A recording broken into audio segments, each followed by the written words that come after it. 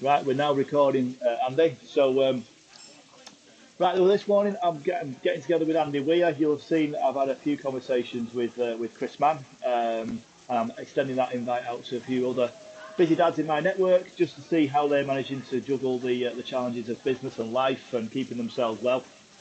And I just wanted to catch up with Andy. Now, myself and Andy go back a long way, both personally and in business, I guess.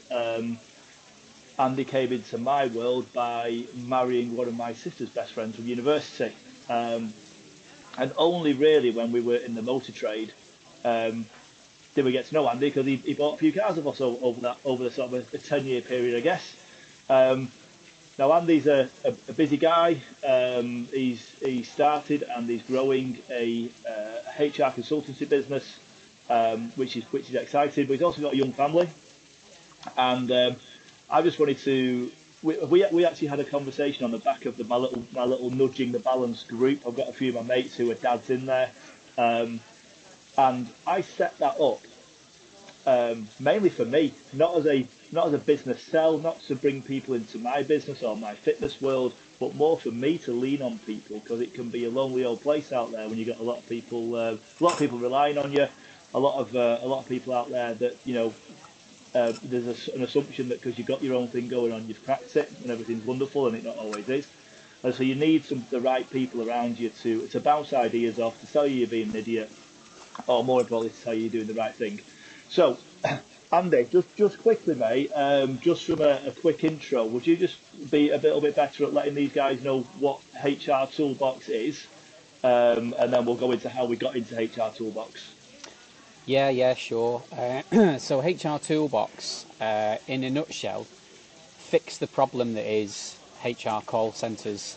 So our delivery model is all about a one-to-one HR service delivery model where we write as much as we can for you.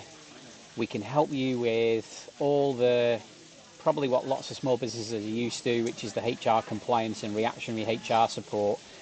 But we can also go deeper, and we can actually become like your outsourced HR director, and we can start helping you develop people strategies that can assist you in attracting, developing, and most importantly, retaining your people, which ultimately, all of that helps you mitigate people risk. Right, people. Everything's people, isn't it? It's all people. Everything is people, and I think I shared something the other day, didn't I? On my like the leadership stuff I'm doing in my business. How these, every business now is this moving organism of people. And yes, there's technology, and there always has been, hasn't there? There's never been a period of time where technology's not sort of done something to influence or improve or make worse the performance of businesses or enterprise. But now more than anything, it's these human relationships that are coming to the fore. And I guess as a business, people need to know what we're doing right, what we're doing wrong. And I don't know. I mean, reading between the lines, it's not all about what businesses can and can't do to people, or what employees can and can't get away with. I guess there's a bit in the middle, isn't there, where everyone's happy and everything's working well. I mean, I'm just chucking that out there, but that seems to make sense to me. Yeah, there's definitely a shift in two things for me. One, more and more business owners are really needing to, when it comes to people and supporting their people, they're gasping for a relationship-led service. And the other part of it is there's lots and lots of businesses that are now moving away from that reactionary HR, I've got a problem, I'm going to ring somebody for help type approach. And it's more about what can I do as a business owner to support the people that support my business, and that's a real shift in thinking. And that's fundamentally why we set HR Toolbox up, because, there is a bit of a mix. You still have a lot of business owners that are in that, very, very fast paced or, high growth industries, and, they haven't got the time or the headspace to think about, really crafting people strategies that help you attract, develop and retain your people. And it's very reactionary still. So that's still there, and that's going to be around for quite a while. But yeah, there's definitely a shift in business owners moving their thinking more towards what can I do to support my people that support the business that looks after me and my family. Got it. Yeah, we're just losing a bit of. We can hear you fine, Andy. Just a bit pixelated, but just for the record, these guys are customers of mine, and he's not at his house. He's not on my broadband. Right. Now, the conversation we had last week, it was just a chance conversation to try and set up this chat, wasn't it? Wednesday morning, I was outside the Hampton by Hilton in Rochdale. You were on your way into town. And we just talked about this kind of, this how we lean into ourselves to persevere in business, because we've all done it, haven't we? Written a business plan. I just need this many customers, pay me this much money, and everything's mint. Or you know what I mean? That's essentially how back of a fag packet type business, which. If I look at my money saving business in utilities, this many customers, this much money, I get paid this.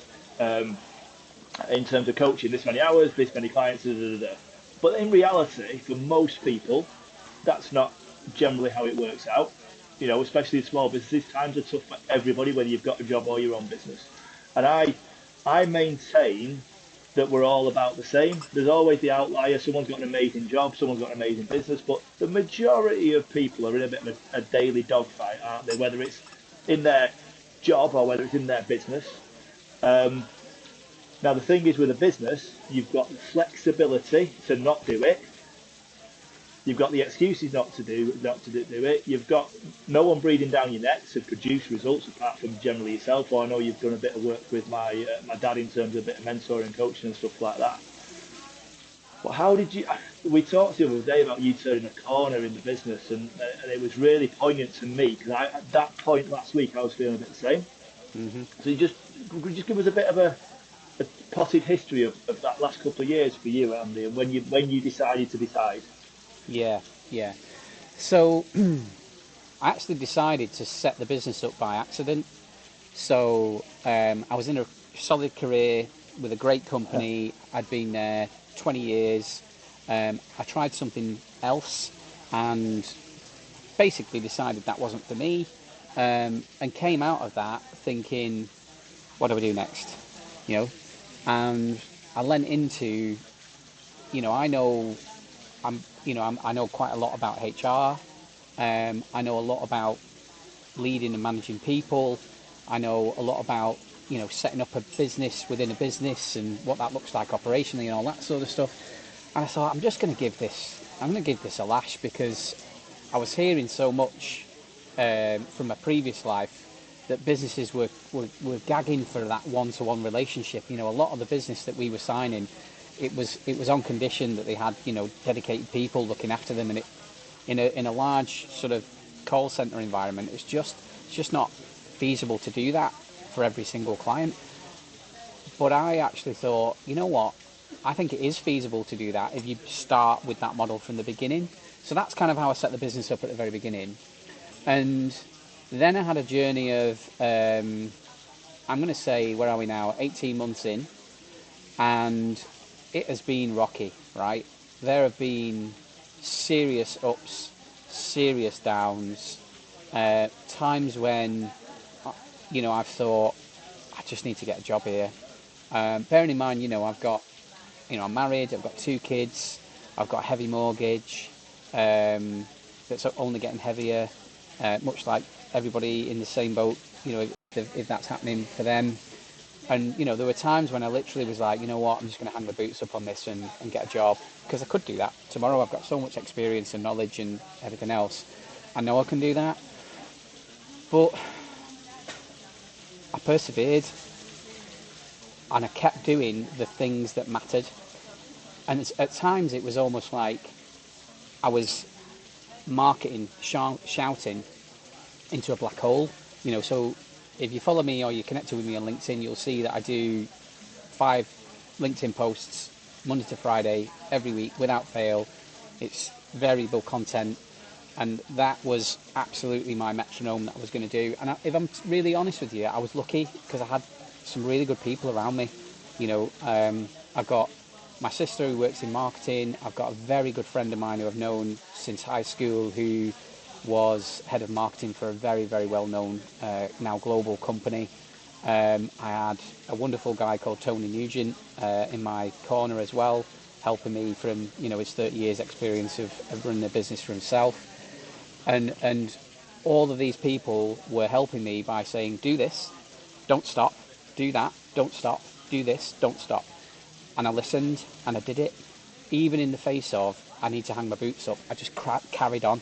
It's almost like my analogy is, I'm walking up Snowdon, it's 6 feet deep with snow, there's a gale in front of me, the snow's coming in from the side, I'm absolutely freezing cold and I just want to give up and go home, but no, I crack on and get to the top. And it's that,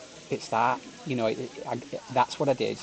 And now I've kind of got to a point where it's not where it needs to be, if I'm totally honest, it's not where it needs to be, but it's moving, it's definitely moving. The brand's out there, I'm finding connections and business from strangers, people who are connected with me on LinkedIn. I mean, just yesterday I spoke to a fantastic construction recruitment company. They're based down in Birmingham. I connected with the business owner. We've connected on LinkedIn. We've been commenting and liking on each other's posts. We've already built up, we hadn't even spoken until yesterday, but we've already built up a great relationship. And then when we had the call yesterday, it was like, hi, it's really good to meet you. It was almost like we'd met, in person, and we had that social connection as well as the business connection. So for me, that analogy that I mentioned, about climbing up Snowdon, wind, snow, rain, whatever else, and just pushing forward, I had to remind myself that I've done that in the past, and I brought that into my business life, and hopefully that will continue.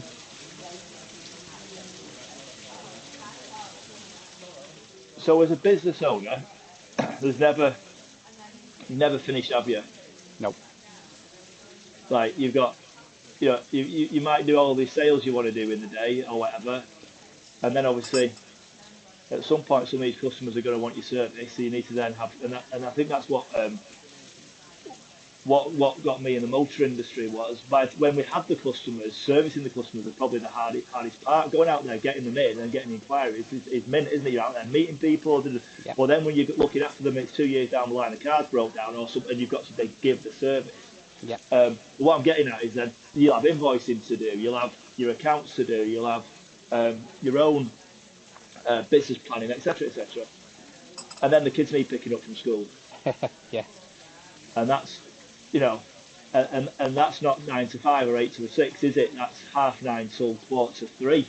If you get involved in the odd, even if it's just the odd school pickup. So how do you know when you've done enough to down tools to switch back into dad, husband, friend, whatever mode you need to be in at another time, another point, another part of your world? Yeah. So I basically chunk my day into 3. So I make sure that in that day I do marketing. I do one thing that's marketing. I do one thing that's sales, and I do one thing that's service delivery. Those are the baseline. Those are the baseline minimums. So all of those 3 things are about bringing in new revenue and keeping the revenue that I've got. That's fundamentally where my mindset's at the moment. It's all about bringing new revenue in and keeping the revenue I've got.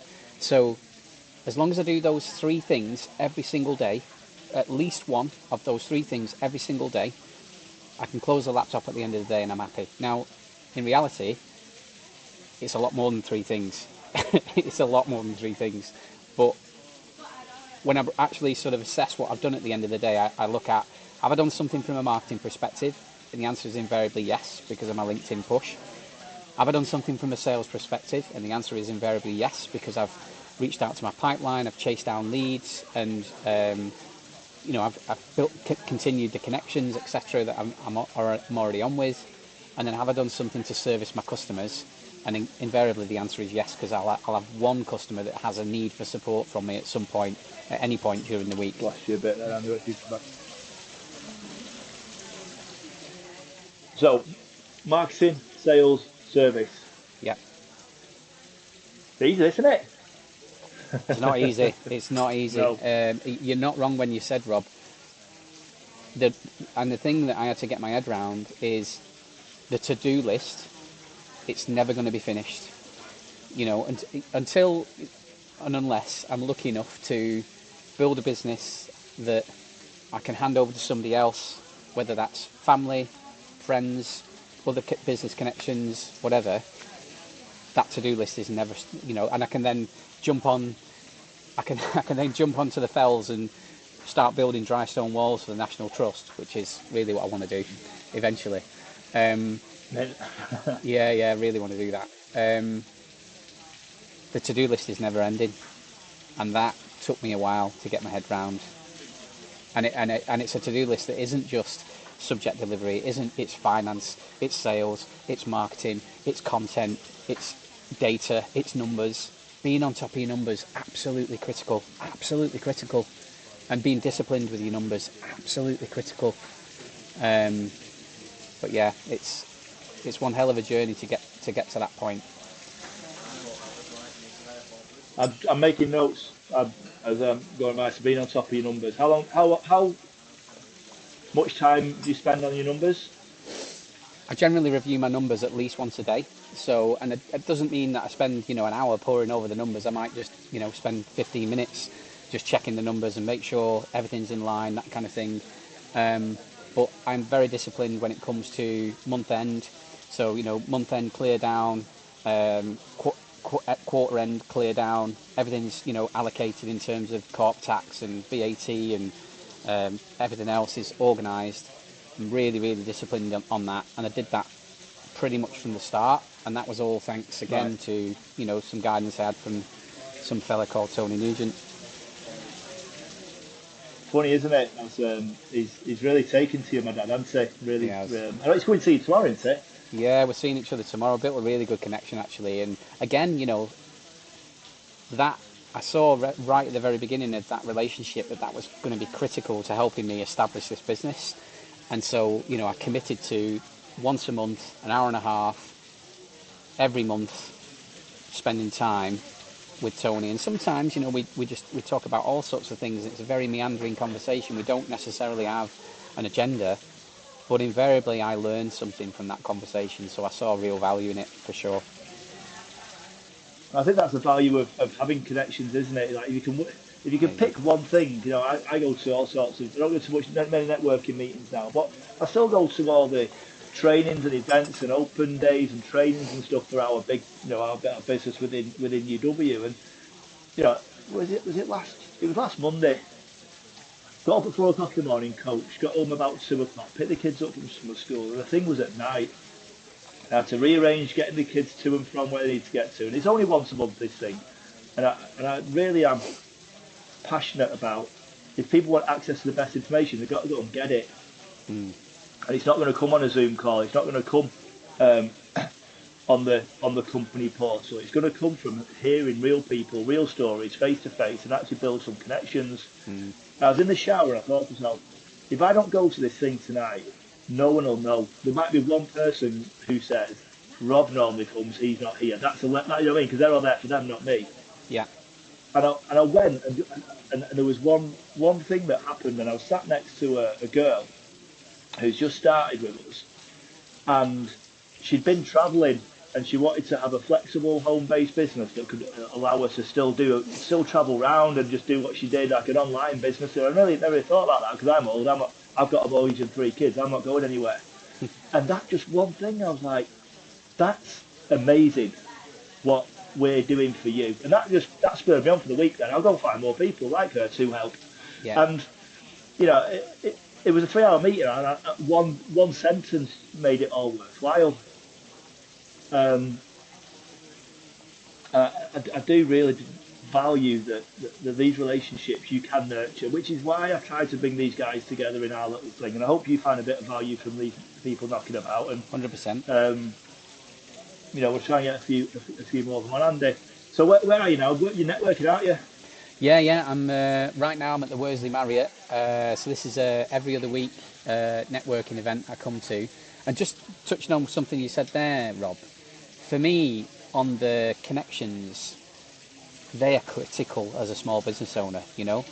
But it's about finding the strategic alliances that work really well mutually for your business. So, and that takes time to nurture those relationships. So, for example, I've got fantastic strategic alliances with, and bear with me on this, office furniture suppliers, workwear, IT MSPs, health, well-being and benefits, occupational health, office managers, multi-site offices. These relationships are absolutely critical to help me leverage and grow the business, but also they're critical in terms of the connections that I can help connect people together. So, as an example, yesterday I was in with a client and a prospect. The client had a conversation with the head of sales. They work in the SaaS business and they work in property. And I've got connections with a very large housing association. And I got their offering through having that conversation so that I can then have a conversation with that connection and hopefully connect them up, which would be an amazing connection for them. So that was the client. And then the prospect that I spoke to yesterday, brilliant, would really love to work with them actually.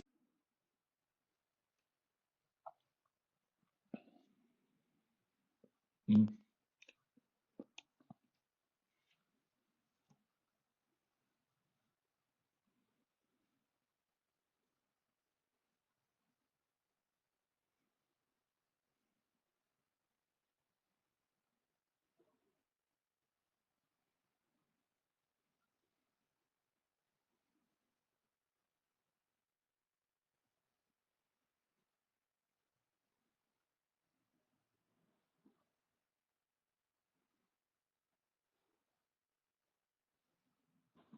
There's there's a book. It's not about givers gain. It's about givers give. I can't remember the name of Bob Burg. Bob Burg. Have you read it? Um, so it's not just helping people that can help you. It's about helping people to help people, and then somehow things happen for you anyway. And I know we've run over anyway. We'll flex it for a second. You can get back to networking. And I work in some networking groups now, and I'm the UW guy and fitness coach, and sometimes you walk in and why would the accountant or the solicitor or the HR guy want to speak to me? Well, 20 years of a bloody lot of people and having a lot of good relationships. It doesn't really matter what we do. Um, and I quite often play a bit dumb, but I work out who I would love to be around, and I make a beeline for them. You know what I mean? And I'll connect with them on Facebook and Instagram. Business isn't business to me. Business is people, and they may or may not come into my world. They may or may not want my help with our business or their health or whatever. Things are falling out. But if we just go out there and help them out a bit, they might eventually come to me, or you know what, they might send me a message in a year's time and say, Rob, you made a great introduction, or pick something up, or whatever it is. And you just never know because these little ripple effects get everywhere, don't they, Andy? And you've got to trust that somehow the universe helps you out. um,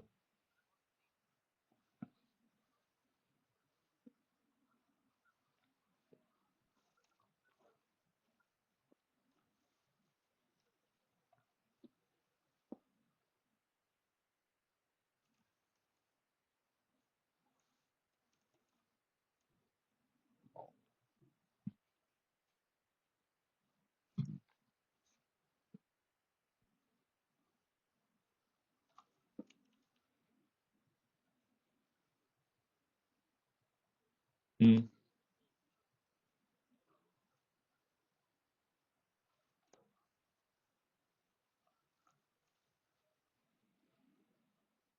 I think that interesting. Like, let's put it into simple boxes.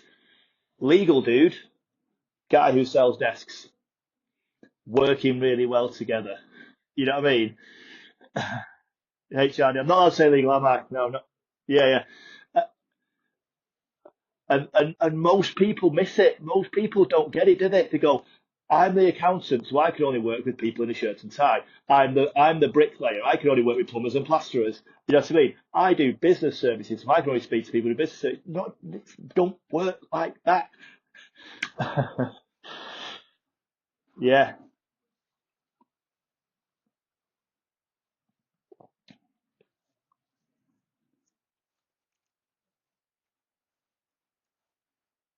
yeah, mm,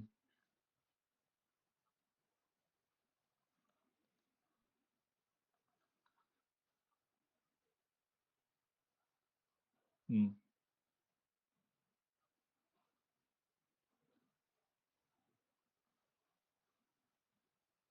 yeah.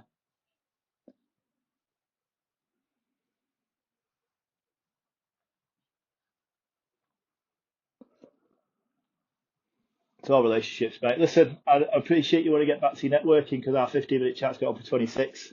I could stay here all day, but I also have someone to speak to in a little while. But listen, Andy, um, my HR specialist, expert.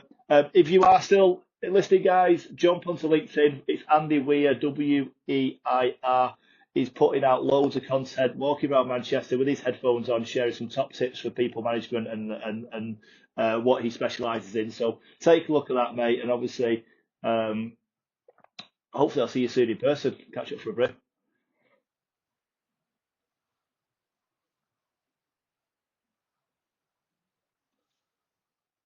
Sorry, Andrew.